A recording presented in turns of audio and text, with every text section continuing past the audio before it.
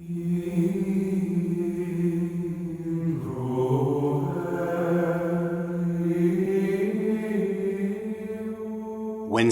is Ash Wednesday already, and as we prepare to walk this Lenten journey once again, sometimes it's helpful to remember that time lived out in the church in our liturgical year in these end times is both circular and linear.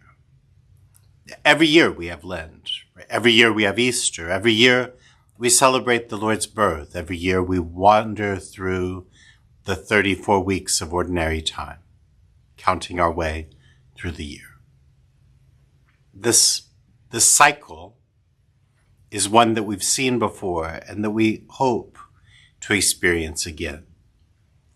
And yet, every time we walk through this cycle, we find ourselves in a very different place because the Paschal mystery unfolding in our lives doesn't unfold the same every year, but is unfolding once through all of this, through our lives.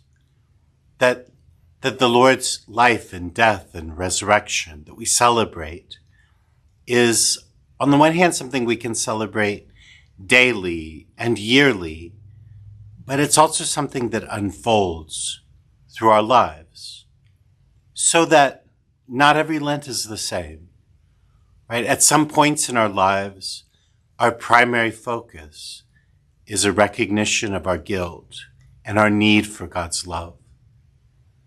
And that might be a particularly Lenten year, even during Easter.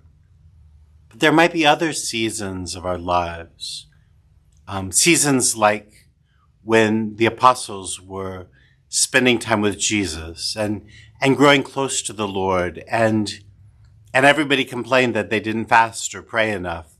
And Jesus said, they're talking to me and they don't need to fast because I am with them. And in those moments of our lives, even Lent might feel a little bit like Easter.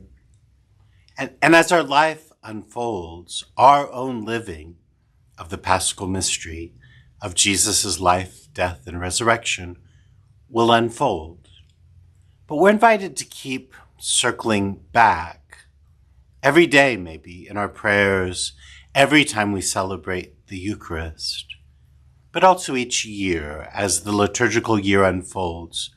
We're invited to live out anew this mystery in our lives. And maybe as we make our way around, it isn't just a track that we continue to go around the same track, but rather we grow deeper each time.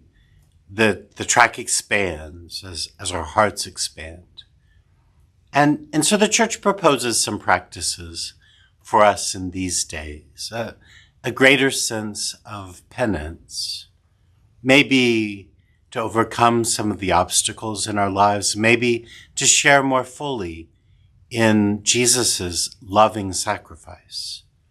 And that might shift through our lives. Maybe when we're little, it's just something we do. Maybe there's a point in our life where we're weighed down by a sense of our guilt, and our penances seem to lighten that guilt.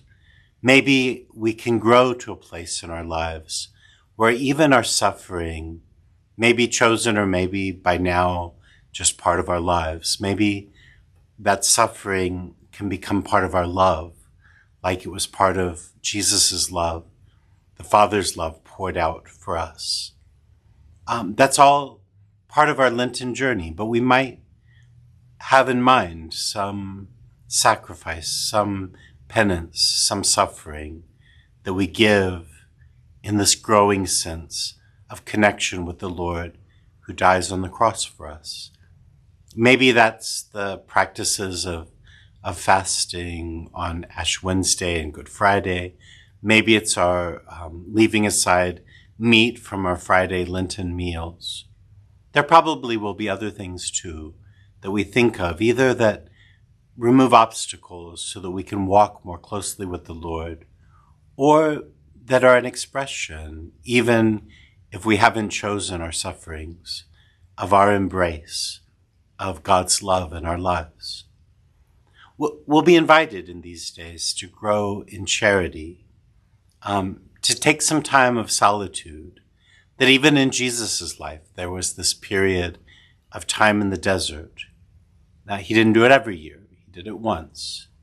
And it was part of his own mission and understanding of himself as God's beloved Son, beloved by the Father, as you and I are, and with a mission of offering that love from the Father to the world. We might find in these Lenten days a greater sense of our own mission, of our role, of our place as beloved sons and daughters, sharing that love from our Father with the world. I don't know yet where this Lenten journey will take me this year. I'll walk as faithfully as I can and ask the Lord to draw me deeper into these mysteries, into his love. And I hope that with you, we'll find ourselves at the sacred Triduum, at the very heart of our faith, as we walk with Jesus at the end of all of this time of preparation, as we walk with him through that incredible love that begins at the Last Supper on Holy Thursday and makes its way all the way through his resurrection, after our celebration of the Vigil in our Easter Sunday.